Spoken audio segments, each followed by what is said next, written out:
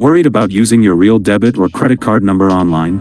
ShopSafe lets you generate a unique, temporary virtual card number for more secure online shopping. Welcome back to Guide with Samuel. This feature is available for eligible Bank of America credit cards. Log into your online banking, navigate to your credit card account, and find ShopSafe under Account Services or Card Management.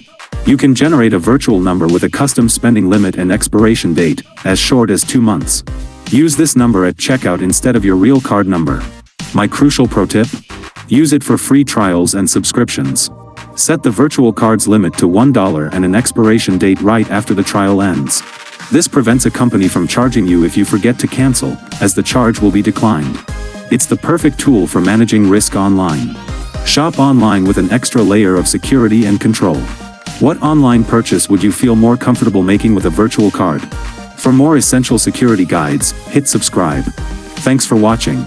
I'm Samuel, and I'll see you next time.